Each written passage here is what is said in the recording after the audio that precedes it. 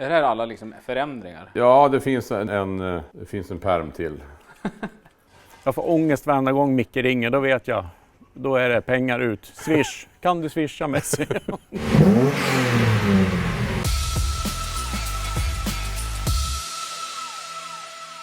God morgon.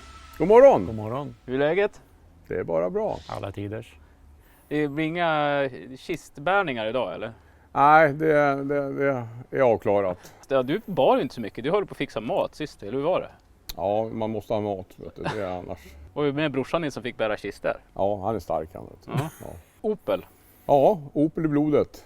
Ja, det har ni. Och ni har också fräsebil. Ja, vi har en väldigt fräsig bil som vi har tillsammans. Ja. Delad vårdnad. Ja.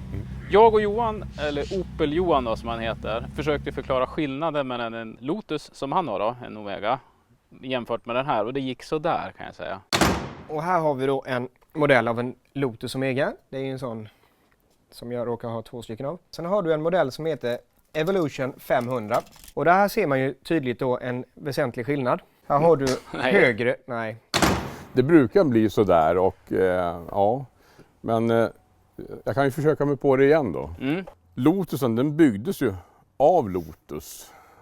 De fick ju uppdrag då och göra någonting häftigt från Opel då. Den byggdes ju då i 950 exemplar och det är ju mer en jäkla snabb 4-dörrars bekväm bil. Den som Stefan och jag äger, den heter ju Evolution 500 och den satte sig händerna på sportavdelningen på den tiden som heter Irmscher. Irmscher hade ett nära samarbete med Opel då på den tiden. Den byggdes då bara för att de skulle få köra DTM och det är en typ av homologeringsbil som då, den heter Evolution 500 och skulle då byggas i 500 exemplar för att få köra DTM då. Typ ett standardvagnsmästerskap. Logiken blev att de byggde 321 stycken. Ja. Ja. Inga fler frågor på den. Ja, jag tror faktiskt inte. Dels så blev det en ganska dyr bil byggnadsmässigt. Så det var väl ingen storsäljare. Sen så kom ju Calibran efter den här då, som de körde DTM med. Så att jag tror att de satsade mer på den och var mer framgångsrika med Calibran framförallt. Skärmbredden är annorlunda, vi har annorlunda fälgar, vi har större fälgar på den här Evolution-modellen. Vi har en mycket större vinge bak då som är motorstyrd. För ett tränat öga så ser man, men det är inte många som ser skillnad kan jag säga. För de är väldigt ovanliga. Man kan säga så här, det går ju 3 Lotusar på en Evo 500 så att det är en udda fågel. Men hur kommer det sig att den hamnade här då, hemma hos dig? Ja, det var alltid tittat på Lotus Omega, tittat på Evolution Oplar och sen så 2002 då åkte jag och min fru Marina. Vi flög ner till Schweiz och så köpte vi den här och körde hem den. Då var den 3:e Evolution Omegan då i Sverige. Och sen så vart den kvar något år och sen så fick jag lite USA-feber och köpte en Pontiac Firebird 68. Och då köpte Stefan Opel av mig. Jag sa, du får köpa men du får inte sälja den. Och det gjorde han inte utan han hade kvar den i alla år. Ja. Men hur kommer det sen nu då att ni är delat ägande? Det var väl lite grann så. 2 söner har jag, Martin och Marcus. Och så var det var körkort och det var fokus på dem och deras bilar och körkort. Och sen så tänkte jag att men nu är det dags att skaffa sig någon liten hobbybil igen. Och så började vi prata. Det här blir ju faktiskt dubbelt så roligt än att ha någonting själv. Men ni gillar att hålla på och skruva tillsammans då eller? Jag håller mig mest till den mekaniska biten då. Så får Micke sköta ljuset. Ja, men vi kompletterar varandra bra. Det är som sagt, Stefan är förbaskat duktig rent mekaniskt och tekniskt. Så att jag är väl själv utnämnd ljustekniker, ljusansvarig. Ja, det har ju alltid varit Oplar i vår familj. Alltid. Ja. Så det är väl farsans fel. Ja, och morsan. Sen har ju Opel alltid gjort roliga bilar. De har ju alltid tagit den här gubbbilen och stoppat in 6:a. Det har de ju gjort sedan 60-talet. Så att det har alltid funnits roliga modeller. Men hur var skicket på den här då när du åkte in och hämtade den? Men den var riktigt bra. Såg ut ungefär så här rent höjdmässigt och det var spacer på den och den var lite lägre, Koni-dämpare. Och sen var det i södra Tyskland så den är faktiskt förbaskat bra i plåten då. Det är ju en rostbenägen bil från början kan vi väl säga. Och sen efter de då varit in och kapat och satt in breddningar och riktigt bra skick. Men han som sålde den visste då vad det var? Eller? Han visste absolut vad det var. Han jobbade på Opel och hade den här och det var hans lilla bebis det här. Men han skulle bygga hus och då gjorde han sig av med den här. Då åkte jag ner och lavantade på den. Så att, men det är lite kul faktiskt det här med sociala medier och så vidare. Att bilen har synts väldigt mycket nere i Tyskland och jag fick faktiskt ett meddelande från honom ett par månader sedan då. Han var glad att se bilen igen i ett ännu bättre skick faktiskt än när jag köpte den. Det är härligt att ni äger den tillsammans, men det är så här, den står i ditt garage. Och Stefan, du bor ju... Jag bor i Gävle. Ja, vad är det? 30 mil emellan då, säga, men 16 i alla fall. 16, ja. Nej men den står här just nu för att vi som sagt, den är väl i princip klar nu då. Det har varit en lång väg kan vi säga. Den var väl egentligen ganska färdig för 4 år sedan. Men så fick vi en bra idén att men vi låter bygga en motor till. Det kan väl inte vara så svårt. Tog vi då kontakt med Jürg Bechy som jag känner sedan långt tillbaks. Och han hade ett 4 liters Irmscher-block liggande och en vevaxel från en DTM-bil. En ny vevaxel från 92. Bara liggande sådär. Och, ja, precis som alla har. Ja, det har ju alla. Så att jag tänkte, men det låter ju spännande. Jürg, du har ju varit med tidigare i Motornörd ju. Vi var ju med när vi var nere hos Johan och rev väggen där. Precis, ja. Om du ska förklara lite grann för nya tittare, vem är Jürg? Ja, det är jag som är en gammal Opel-nörd som körde många år racing. För det mesta körde jag Opel. Det började med Opel Kadett, sen var det en Opel Commodore, sen var det en Opel Kadett med 4-ventilsmotor. Sen var det en Ascona ett par gånger och så vidare. Så att det är en hel del Oplar. Så var det blandat lite grann med BMW M1 som jag hade ett tag. Och jag hade även en Opel Manta som var väldigt häftig med en BMW M1 motor i. En rak 6 då på 486 hästar. Ja, alltså erfarenhet att bygga motorer, det fick jag av alla ras som jag hade. Jag har ju kört sönder massor med motorer och framförallt Opel-motorer har ju varit väldigt stora problem med svängningar och sådana saker så de har farit isär. Det har ju varit problem med svänghjul som vi inte ville sitta kvar och sådana saker. Alltså standard är ju en 3 liters maskin som är baserad på Omega 3000 med, jag vet inte exakt vad som skiljer, men det är lite i toppen, det är andra ventiler insugsmässigt då. Så att den har lite högre effekt än en vanlig Omega 3000 då. Men den här baserar sig på en 4 liters block.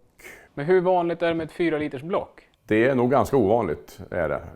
Jag tror Jürg kan svara på det bättre än vad jag kan. Jo, det här blocket det kommer faktiskt ifrån en motor som jag hade i min Omega. De är ju ytterst sällsynta idag. Det är väldigt svårt att få tag på. De här blocken användes till en motor som Opel skulle ha till en Senator. Och de ville ha en lite vassare motor i den här modellen som option så att säga. Irmscher fick uppdrag att bygga ett antal sådana motorer och då var de ju tvungna att ha lite reservdelar men det var inte speciellt mycket. Så kom jag över ett sånt här block vid 2 tillfällen. Men jag vet att de tillverkar 321 Evo-bilar då. Jag tror ungefär dryga 30 av de här 321 var faktiskt med 4 liters maskin i. Vi började diskutera vad man skulle kunna ha för motor i den här som är lite mer pulver i. Och det var ju så här att jag hade ett block, 4 liters block kvar. Så hade jag en vevaxel som inte riktigt har 4 liters slaglängd. Lite kortare men motorn blir då lite rappare istället, lite mindre volym. Ja, då började jag fundera på hur man skulle kunna göra en bra motor. Och då kontaktade jag en god vän som heter Gerend nere i Tyskland som är väldigt, väldigt duktig på att bearbeta topplock. Och han vet vad man ska göra. Så vi köpte topplock som han gjorde en total bearbetning, storleksordning som de hade i DTM. Så han visste ju hur man ska bearbeta en sån här. Gerend är ju en jätteduktig motorbyggare. Men han kan aldrig säga exakt vad det kommer kosta. Så om du vill veta exakt vad det ska kosta, då ska du inte vända dig till Gerend. För det blir garanterat dyrare än vad han har sagt. Och sen har vi då stoppat in en tvåkammar som inte är riktigt lika vassa. Men jag tror nog att de är nog ganska vassa ändå. Är de det? Ja. Så att ja, jag tror vi har tomgångsvarvet ligger vi på en 1100-1200 varv för att han ska stå still då. Ja.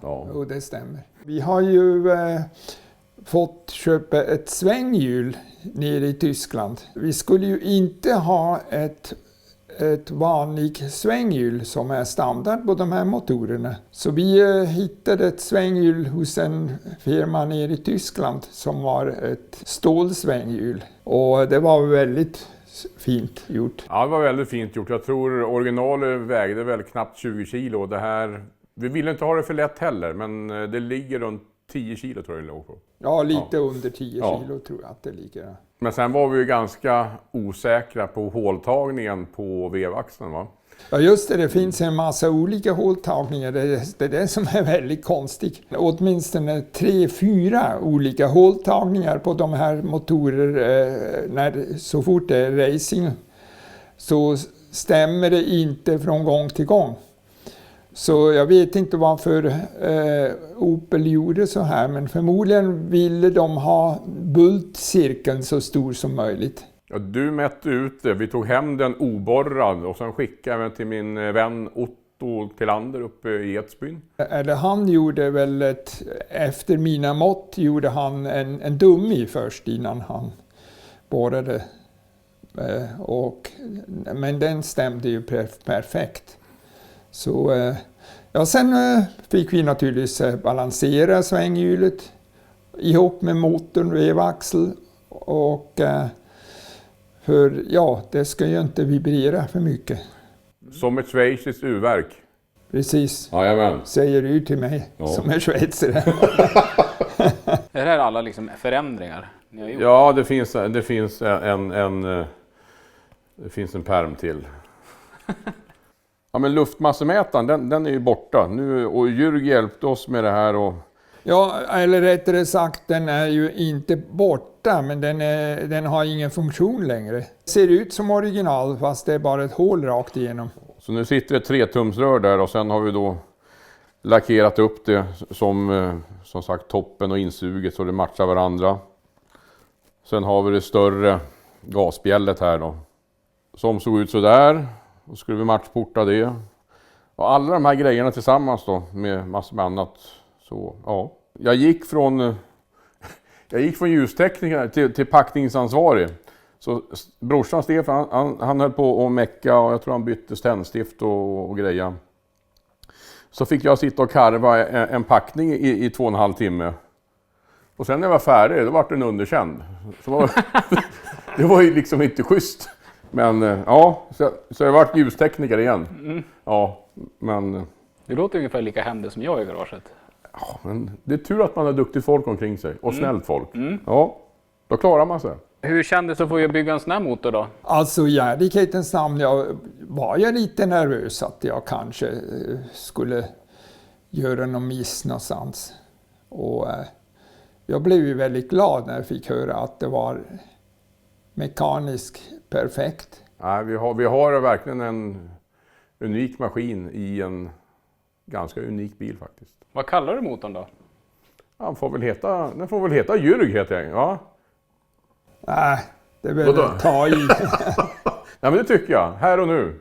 Det står ju Hand-built by Jürg Beschi. Ja, just det. Ja. Så det kan du inte svära dig fri ifrån. Nej.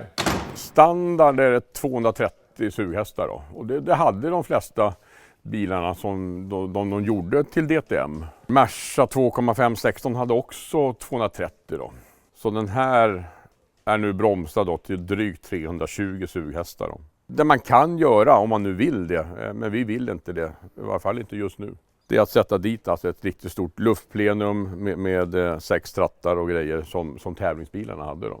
Så jag pratade med Klaus som har tunat in den här och då har vi nog upp mot första generationens DTM-motorer. Då ligger vi nog runt en 380 sughästar plus på den här maskinen. Man blir frånåkt idag av allting ändå så det spelar ingen roll, men tidsmässigt så är den där vi vill ha den. Vi har ett förbaskat fint grenrör som grabbarna uppe i Edsbyn har gjort från Sweden Exhaust. Det är ju så snyggt så att det är nästan synd att dölja det. Vi har gjort en annan, Stefan har gjort. Han gjorde mall då för att leda bort värmen över grenrören då. För vi ville inte linda grenrören. Sen har han gjort då plåtar då för att vi ska få bort värmen. Och sen har vi då klätt in det i ett värmeavledande material då. Hur var det med avgassystemet då? Var det lätt som en plätt? Ja, lätt som en plätt. Det var ju bara att lämna in den och lösa ut bilen så att säga. Men det var mycket jobb. Det är trångt under till och det är ett special custombyggt rör med jäkligt snygga skarvar och mjuka böjar. Och sen hade vi också som önskemål att vi skulle ha tyst i kupén faktiskt. Och ljudet kommer bakom där det ska vara. De har gjort ett riktigt bra jobb faktiskt och gjort det här utblåset också som är helt custombyggt då, för det finns inte heller. Utan det är lite egen design och lite eget tänk. Och ni hade en fräsch bil redan från första början. Varför vill man riva ner och göra den, alltså dra på sig den här kostnaden? Ja, när vi tänkte till då tänkte vi inte på kostnaden. Då hade vi nog fan aldrig gjort det. Inte i den här omfattningen faktiskt, men nu är vi där så att och det är väl tur att men det är skönt, vi är 2 om det. Vi har haft tid på oss. Så att det... Men har ni inga bråk då? Att fan, nej helvete vad dyrt, nej det vill inte jag göra, ja, men det ska vi göra. Nej, faktiskt inte. Nej. Sen har vi väl båda tyckt att när det har kommit en del tunga poster och sådär, alltså det är väl kanske inte ligger rätt i tid alltid. Men sen har det som sagt, vi har inte haft någon brådska så att vi har klarat oss bra. Det är väl just det tiden. Vi har inte haft någon brådska utan det får ta den tid det tar helt enkelt. Och sen vill vi ju helst ha den rullande varje sommar så man kan använda den. Så är det. Men det är så här med justerbar vinge bak. Ja, det var ju en av så att säga sakerna då som tillfördes på den här Evolution-modellen då som skulle vara på tävlingsbilarna. Och alltså vi pratar 1991 med en motordriven vinge bak. Jag tror att jag är rätt, men jag tror att det var den första i produktion före Porsche. Det får väl massor med Porsche-folk på mig, men jag tror det. Men tidigare var den i alla fall. Den styrs, det vet du kanske bättre än mig. Hastighetssignalen, så när det passerar 70 km i timmen då så börjar den ju höjas hela tiden upp till 120 km i timmen. Och mellan det spannet så har han säkert gått upp 15-20 cm så han blir väldigt hög. Och det är väl just för att få ren luft och trycka ner bilen med. Men när jag tittar på den här, ska den se ut så här den här vingen? Eller är det här modifierat av er? Den är ju modifierad. Standardvingen, den är en decimeter så att den kan man få in dikt mot den stora vingen då. Men den här är då dubbelt, den är 20 cm så att nu är den i innersta läget. Men det är där vi kommer ha den när vi kör då. Men det går att justera. Jürg Bersi har ju faktiskt fixat ett par bromsok som kommer från en Omega B V8 som är väldigt speciell. De här bromsoken är ju då... Ja, det är prototyper. Prototyperna. Det är en prototyp. Det vart ju en prototypbil den här. Det var ju en vanlig Omega B med en Corvette V8. Sen skulle man då ha bromsar till det. Så det var ett roligt projekt som faktiskt tyvärr aldrig blev verklighet. Men det finns några bilar i Tyskland med den här drivlinan och motorn då. Men det roliga är att jag tittade när vi satte på de här bromsarna. För jag menar, en prototypbroms, de gör ju inte nya bromsok sådär, men de hade ju modifierat dem. Och sen så hittade vi ju nummer på dem. Och då visade det sig att det har ju faktiskt, grundämnet är från BMW 850 V12 som de har byggt om då från början på 90-talet. Så vänder man på bromsoken, då ser man att man svetsar om öronen. Så att det skulle passa den här bilen. Då. Sen bak har vi precis fått till också bromsarna. Ja, det är en historia för sig. Ventilerade skivor, plus att de är hålborrade nu. Och sen skulle vi ha tag i bromsok för de ventilerade skivorna. Och det var ju inte världens lättaste. Och få allting att lira med pinnar och det ena med det tredje. Så att, det är många timmar nedlagt på det där och försöka leta delar helt enkelt bara och få det att lira. Ja, det blir ju särskilt svårt då när importören har fel uppgifter och reservdelsfirmor har fel uppgifter. Jag tror vi fick fel 5 eller 6 gånger. Till slut så fick jag ta kontakt med en god vän som jobbar på Opel. Och så gick vi på chassinummer och han fick tag på några i Tyskland och då fick vi rätt. Så att, nu sitter de där. Frontspoiler då? Vi har ju en frontspoiler och den som syns här ner till då på spoilern. Den här går ju då att skjuta ut ända hit. Men som alla vet då med alla vägbulor och gupp och farthinder, det går inte helt enkelt. Så att när vi kör den så är den i princip längst in då. Och sen kanske när vi ställer ut bilen framöver och då drar vi fram den lite grann bara. Men det ingår också i det här Imcher-ombyggnaden. Jag såg när ni körde ut den här att det är tajt. Ja, det är tajt då, så att man ska helst inte sitta 4 stycken i bilen när jag backar ur från det här garaget, det kan jag säga. Jag stod på sidan. 90-tal? På riktigt. Det ska se ut så här. Stora knappar. Och det är jättestora knappar. Jajamän. Så det ska vara. Sen till och med det här. Fantastiskt. Opel Omega står det på kassettbandet. Med dansband. Fantastiskt. Men är den lik en vanlig Omega annars? Faktiskt så är det ju så gott som helt original som en 3000. Eller som den vanliga 2.0 till och med också. Det är inte så hemskt mycket annorlunda. Det är lite fräsigare ratt och Recaro-stolar då. Nu när vi har renoverat den här så har vi dragit ner miltalet på 0. Så börjar vi om på 0 igen då. Man kan ha gått 11,5 i real mil så att säga då. Den är graderad till 300. Det är en specialare då som satt i de här 4 liters Omegorna. Det är en Irmscher-gradering det här. Så den är lite häftig. Det satt ju 5-växlade G-traglådor i de här. Så att, och det är en original som satt på Evolution. Så det är inga konstigheter. Ja. Micke, vi kan väl ta och rensa ur... Ska du lägga in finmattorna? Finmattorna? Ja, vi har... Vadå, har du finmattor till bilen? Ja, men jag har specialbeställt från Irmscher i Tyskland. Broderade specialmattor till Evolution 500. Det måste man också ha. Måste ur med tygmattorna för att sätta i specialmattor? Ja, vi ska lägga in andra tygmattor. Det är alltid detaljerna när vi kommer på den här nivån. Så att när Irmscher då gjorde en ny produktion av nya mattor. Du får vara med när vi packar upp de här. Det här är ju liksom, det är en händelse. Du läser nyhetsbrev varje månad och vad som kommer eller? Ja men titta, det här får man ha på sig, får man ta av sig skorna. Jävla vad fina de var.